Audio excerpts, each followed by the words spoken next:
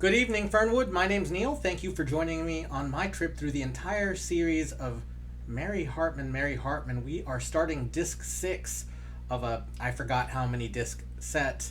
This is the final disc in the first little case. I think there are like 5 or 6 little cases going on in there. We are about to watch the March 9th, 1976 episode, and let's do a little bit of recap as we often do. First, George doubles down on his bid to run for Union officer.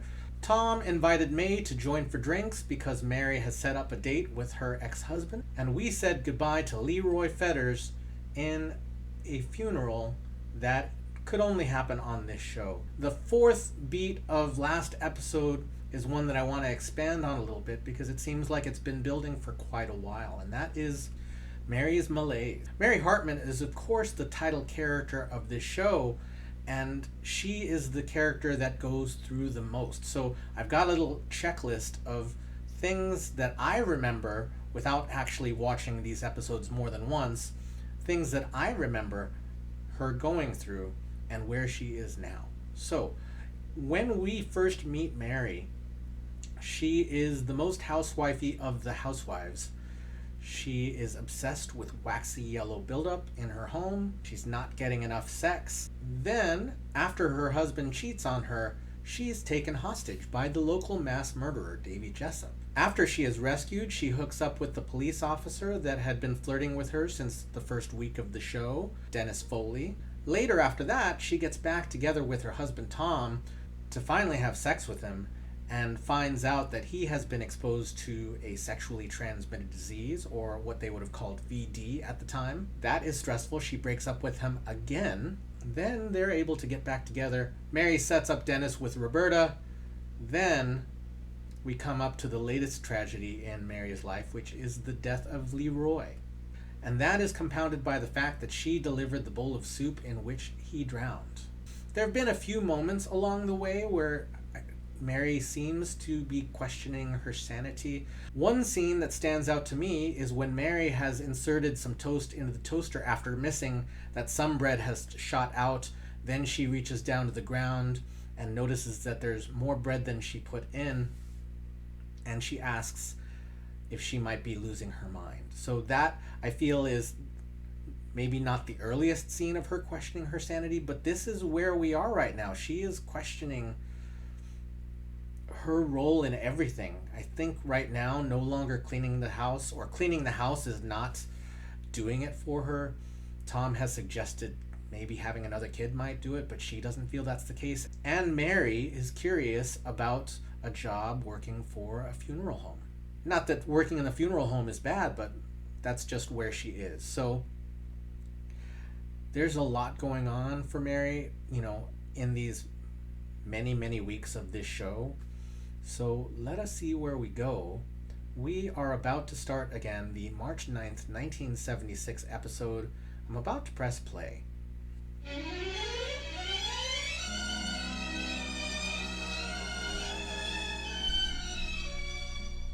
Hartman! Mary Hartman! Thanks. Mary, let me help you out there. Oh, good. I got 2 straws. Yeah, thank you.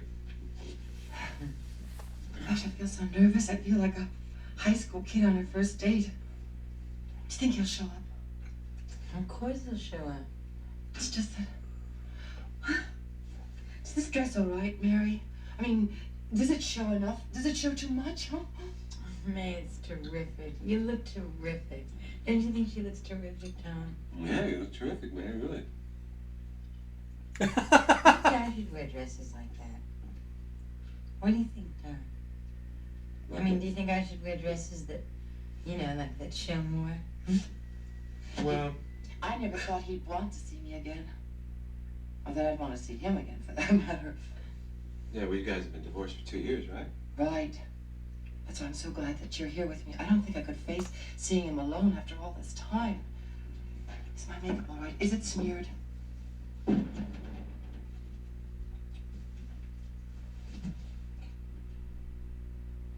May.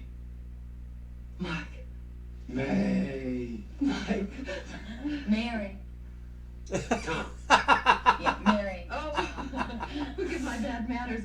These are my very good friends, Mary and Tom Hartman. How are you? Pleased to meet you. Yeah. Hi, how are you? Hi. You're the one who called me, right? That's right. Why don't you sit down and join us? Oh, well, thanks. I'd kind of like to talk to May alone, if you don't. Can I buy you a drink at the bar? Yeah, sure. Would you folks excuse us, please? No, go ahead. You bet. Don't they seem so happy? Yeah. Doesn't it make you feel like crying? Maybe we should leave.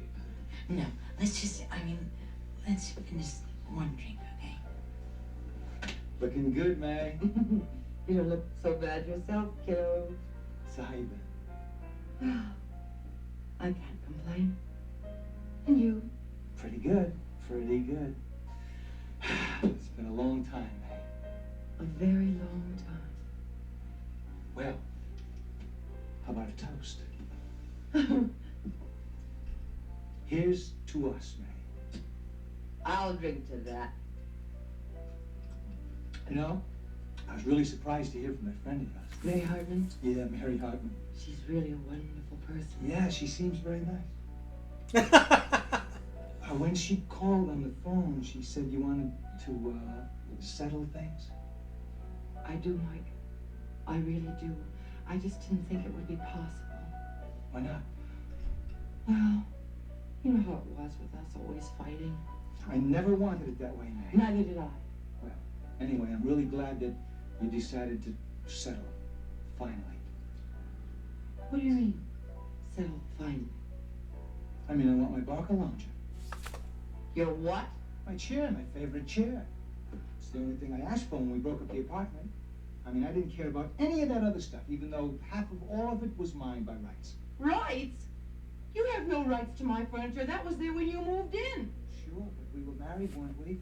So then, by rights, everything that belonged to you was mine. Just like half of everything that was mine belonged to you.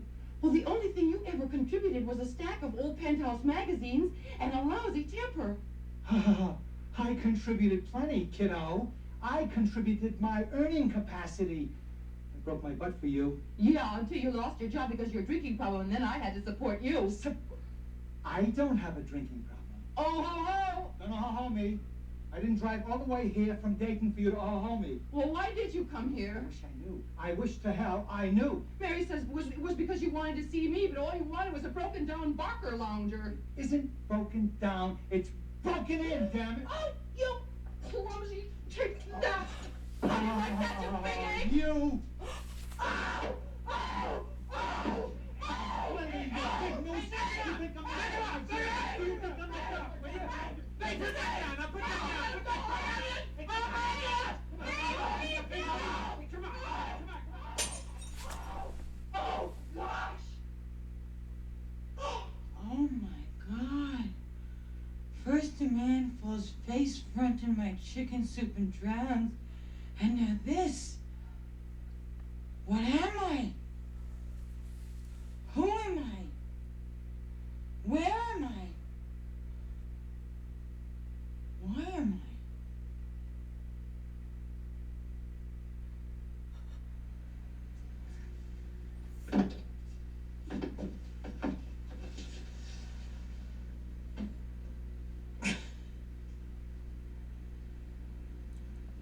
I'm sorry. Does your head feel any better?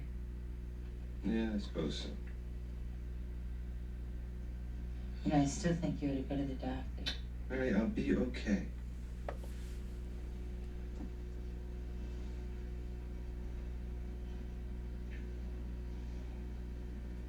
What kind of headache is it?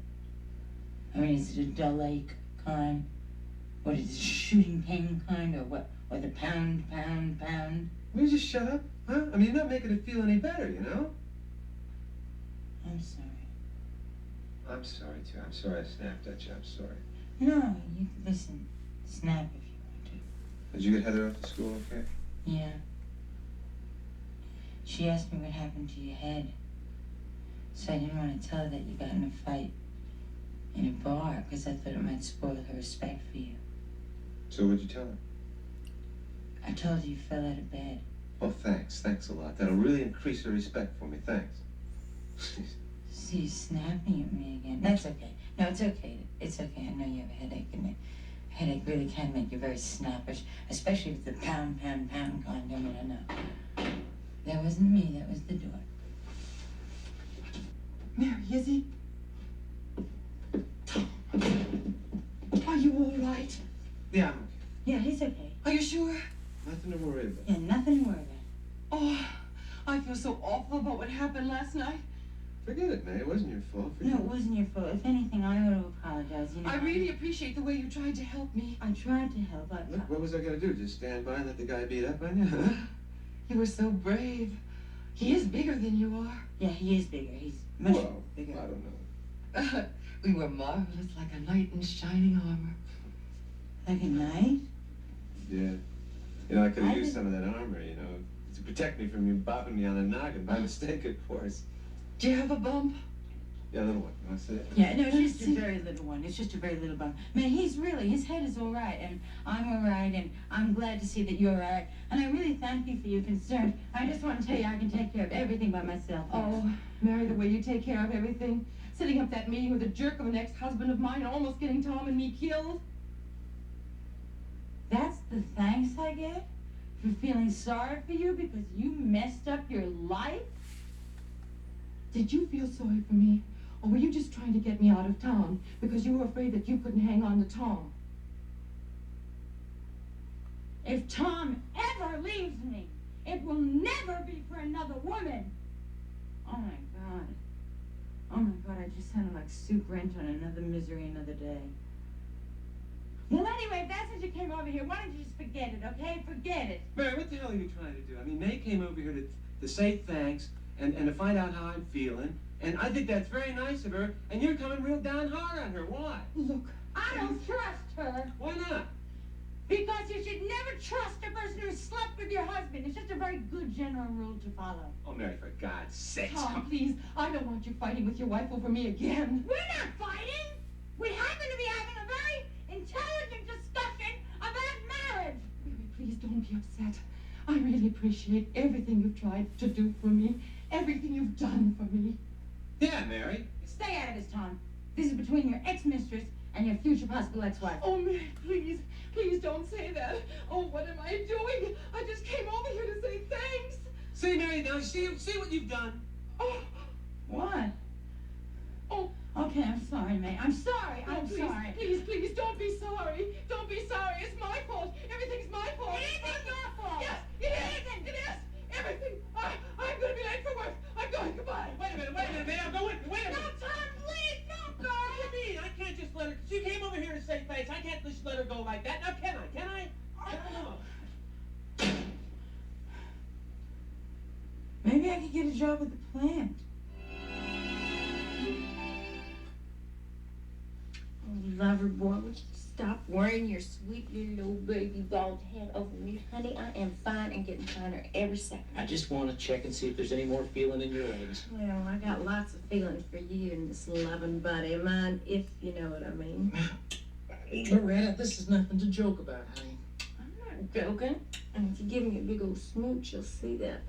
Now you know what I'm talking about. You know what I'm talking about. Now, Loretta, stop it. Stop it. Come on now. I swear, doctors must have a terrible time concentrating sometimes. Oh, you ain't no doctor. You're just my little old sweetly oogly baby darling boy. Honey, there's a limit to how long a man can go on resisting the temptations of a good-looking wife, even if she isn't 100% physically perfect. Now, Loretta, let's settle down here. Oh, Charlie, you are so sexy when you act masterful. Loretta. Okay. Now then, what I aim to do is to test the feeling in your lower extremities. Lower extremities.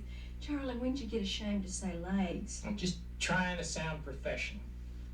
Now then, do you feel anything? Yeah. Are you telling the truth? Uh-huh. Well, close your eyes. What for? Just close your eyes. Now, do you feel anything?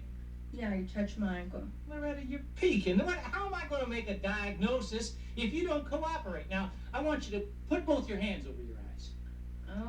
Okay. All right. You feel anything? Yeah. What? You touch me. Where? On my big toe. Left or right? Right. Wrong. Look, honey, I am going to be just fine. Really, I'm going to be up walking in a day or two. You'll see. Really, honey. I sure hope so. Well, hi! How are you? Come on in, Mr. Pillow. We know. Good morning, Mrs. Haggis. How are you? How's the lawyer in business? She's cute. As far as the two of you are concerned, it's just fine. I've got some good news for you. What? I met with the claims agent for the insurance company, and they're willing to settle your malpractice suit for $10,000.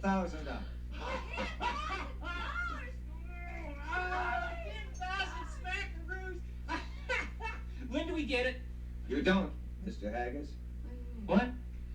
Mr. Haggis, you and your wife are going to get 6 figures out of this.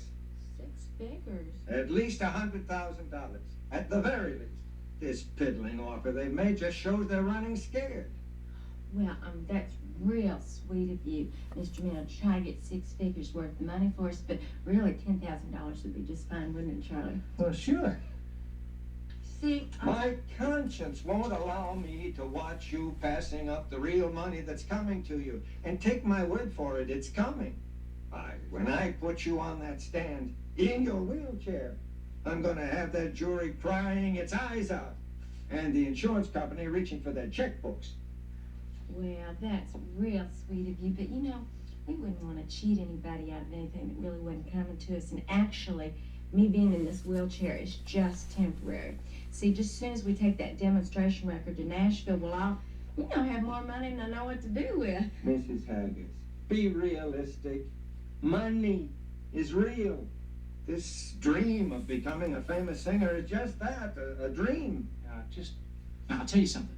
Tonight, at the Capri Lounge of the Rosemont Bowling Lanes, Loretta is opening a new singing engagement. I want you to be there. I want you to see for yourself. It'll be an experience for you, and your ears will never stop thanking you. Oh, that was a real sweet way to put that, honey. He's kind of a poet, isn't he, Mr. Mennel? Sure is. You sure are, honey. Well, honey, some things just inspire you to be eloquent. Now, isn't that right, Mr. Pillow? We know. I tell you, this is going to be a great night. Loretta's got some fantastic new material she's going to try out. I promise you, it is going to be fantastic. Tom, Mary, something matter with you guys? You seem all down in the mouth. Well, they sure cleaned the place up. Yeah, I heard it really got busted up last night. Yeah, that's what happens when a couple of rowdies get into a fight. Oh, come on, Mary, come on. I wouldn't involve you. Do you have a guilty conscience? I don't have a guilty conscience about anything. Oh. I just took Mary to the plant because she was so upset. I was afraid for her, that's all. You were afraid for her? Yeah. Oh, what about a little fear for the little missus, Mr. Tom Hartman? Mary, that's ridiculous. I didn't mean to do that at all. Here she comes.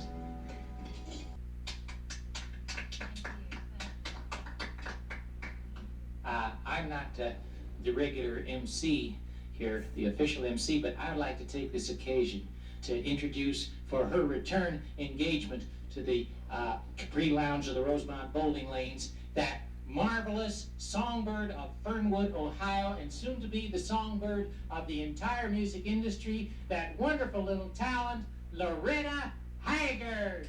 Thank you very much. I appreciate that. I really do. Boy, it's so warming to see so many good friends out there tonight.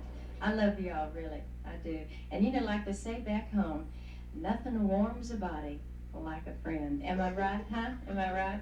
Well, I'm a singer, not a talker, but to introduce my first song here tonight, I was wondering how many of y'all read a write-up that was in the Fernwood Courier a couple of weeks ago, page 4.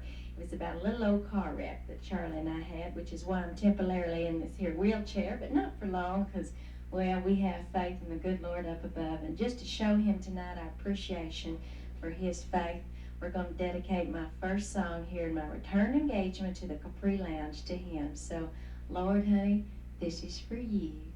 Hit it, Richie. I once was lost in sin, but my sweet Jesus, he took me in. And right then and there, a little light from heaven filled my soul. Well, I may have doubts and fears. Isn't that a talent? Yes, and when I get through with your malpractice suit, it's gonna be a rich talent. Let me tell you, my friends, I just want a tiny little talk.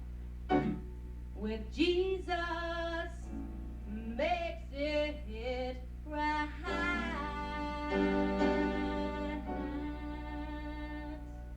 Oh, let us have a little talk with Jesus. Let us tell him all about our trouble. He will hear our faintest cry.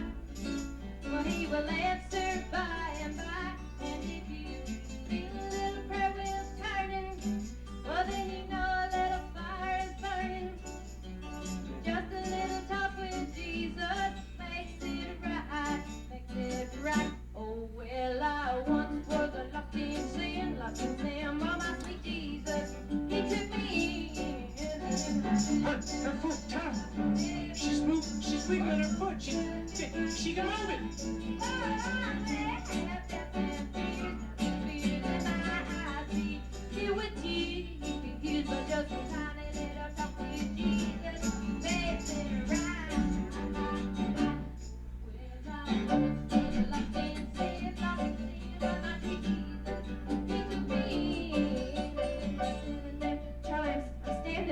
Feel my soul.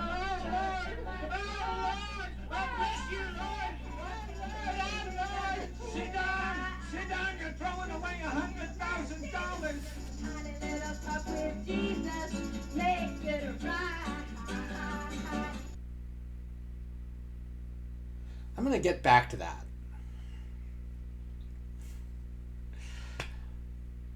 I did have a feeling that May's meeting with Mike was gonna be ugly, and boy, that was for me, that was brutal. Just watching, and it didn't get super violent. Like, it wasn't as violent as it could have been, but it was still like the emotions behind it were just not nice. And of course, Tom gets bonked on the head. This starts tension between Tom and Mary. May comes back to rightfully thank, well, I don't know if it's rightfully, but Mary comes back to share her appreciation for Tom stepping into the fight. Of course, this sparks old feelings with Mary, and that triggers May, and I'm not sure where that's going to go. I kind of saw that coming, but I feel like, since May has been struggling with some kind of suicidal depression, that may be something we see again. So we'll see. And then comes our scene with Loretta and Charlie, where the main gist of it is, hey, let's test out your foot and see if you've got sensation, and then you don't. And then Mr. Winnow comes over. The show loves to mistake people's names because I guess it's something that happens in life, but it's something that happens in the show quite a lot. And then we get to the last scene. And the last scene is in performance. Loretta finds that she can stand again. Which, already before that scene, I was considering a question that I'd been asking. Not just myself, but like other YouTube conversations that I've been having with folks about specifically the never going to walk again trope. And I wasn't sure, I didn't know. I mean, I had a feeling, or rather, some of the promo materials that I have accidentally seen have shown Loretta not in a wheelchair, so I had a feeling that she would be coming back, but I wasn't trying to spoil myself. But also, like, I know, it was the 1970s. Things were very, very different about thoughts of representation. It wasn't until the 1980s that we would see actual people with disabilities. I can't say that honestly. There may have been folks in the 70s that I just didn't notice. But I'd asked a question on The Take about what that trope is, you know, the they will never walk again trope that happens in so many stories. And, you know, this is definitely not the first. One of the comments that came back to me was that the trope itself was erasure of disability. And that is something that I'm maybe not super prepared to talk about. My response could be critical, and I think that is a longer discussion that, again, I'm no master of it. I want to highlight a performer that is doing the representation strongly and bravely and beautifully. And that is Ali Stroker, who I got to see twice on Broadway, first in Spring Awakening a few years ago, and then more recently, before COVID, in Oklahoma on Broadway. And both of those performances are completely riveting. I feel like